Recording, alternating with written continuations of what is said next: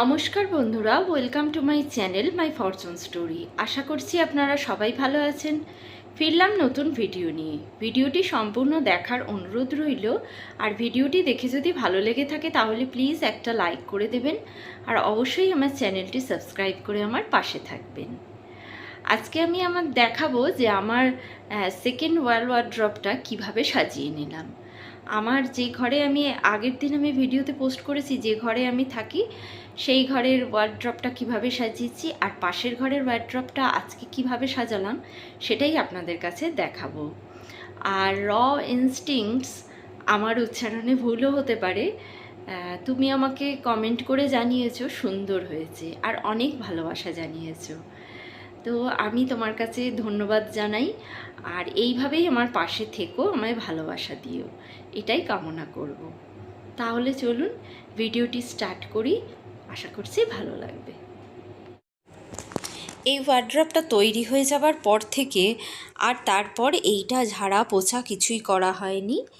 আর এইখানে আর কি ওই যে রডটা লাগাবে না, সেই মিস্ত্রি আসার অপেক্ষায় ছিলাম। সে তো বিশাল ঝুলিয়ে তারপরে এসেছে।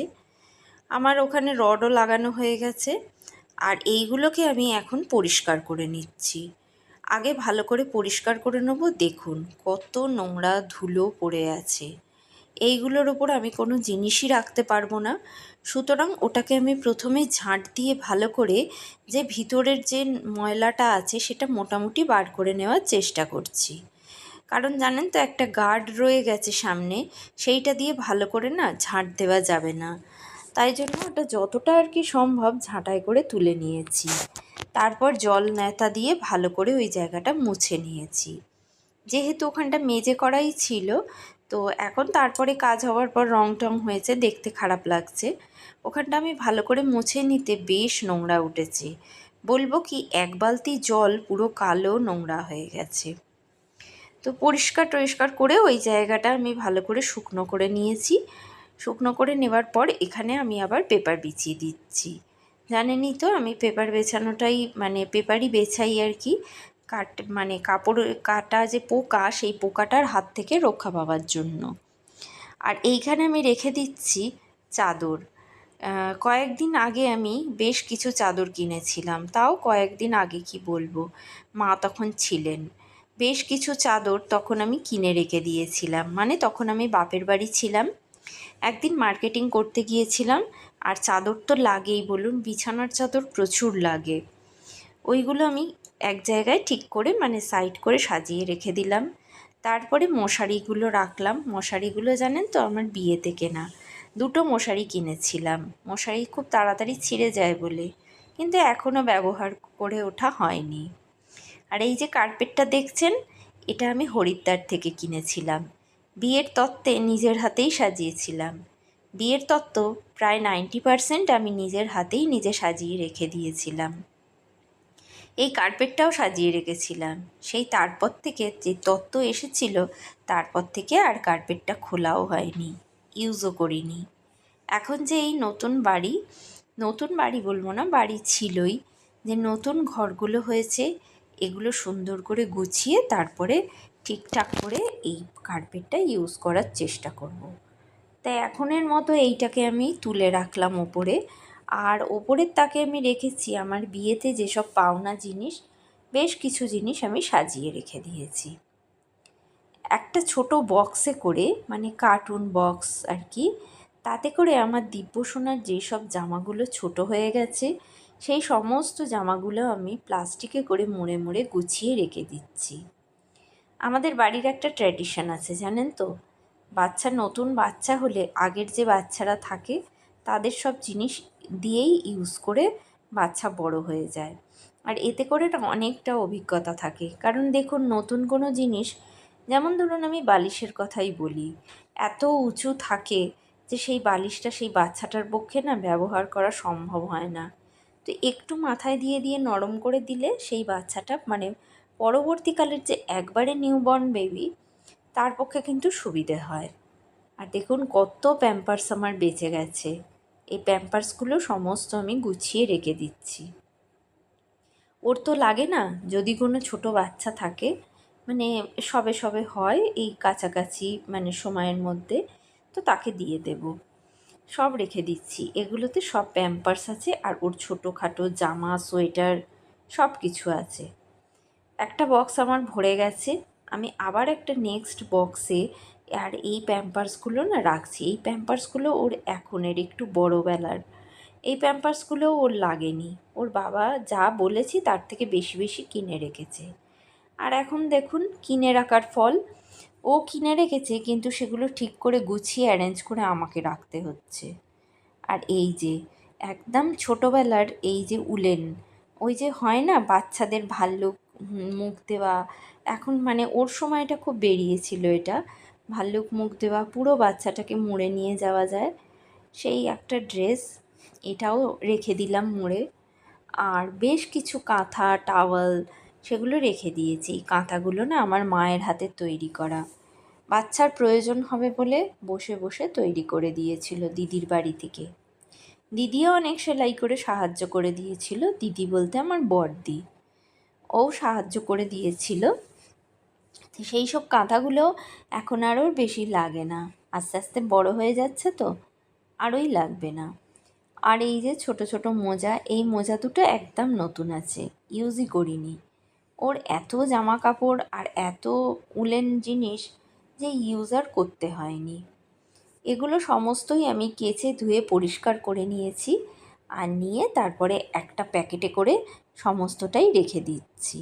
ওই যে বললাম সামনাসামনি কোনো যদি বাচ্চা নিউবর্ন হয় তাকে সব দিয়ে দেব। কিন্তু এখন তো এইভাবে ঘরে ফেলে রাখা যায় না, সব পরিষ্কার করে গুছিয়ে রেখে দিচ্ছি একদম বক্সে করে প্যাক করে, যে বক্সটা ধরে যাতে তাকে দিয়ে দিতে পারি আর তারও যাতে নিয়ে যেতে সুবিধে হয়।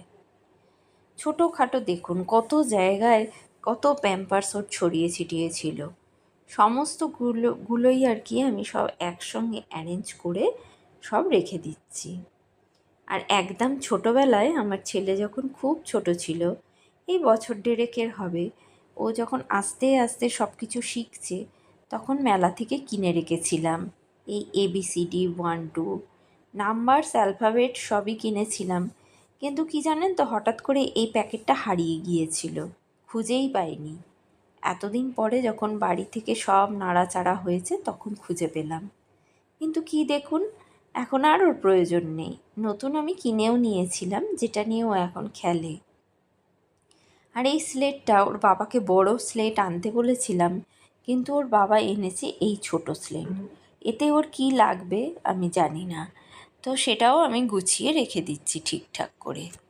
আর ছোট কিছু গেঞ্জি আছে, সেগুলো যদি মনে হয় যে যাকে দেব তার বাচ্চাকে পরাবে না পরাবে, বাচ্চাদের অনেক এমন কাপড় জামা দরকার হয় যেটা ফেলে দিতে হয়, সেই কাজেও ইউজ করতে পারবে, সেই জন্য এটা সুন্দর করে আমি গুছিয়ে রেখে দিলাম। আর তারপরে এই বক্সটা না মুখটা খুলেই যাচ্ছে, ঠিক করে আর কি আটকানো যাচ্ছে না বলে একটা দড়ি দিয়ে বেঁধে দিলাম, যাতে সব জিনিসপত্রগুলো আর বক্সটা একই জায়গায় ঠিকঠাকভাবে থাকে।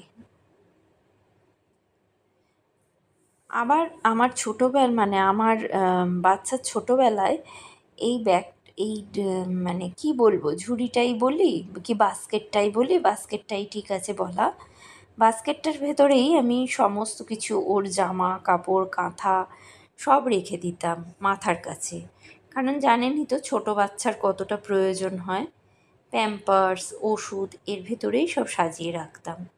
এখন এগুলো সব অতীত, আর লাগে না। গুছিয়ে রাখছিলাম আর ভাবছিলাম কত তাড়াতাড়ি, সত্যিই কত তাড়াতাড়ি বড় হয়ে যায়।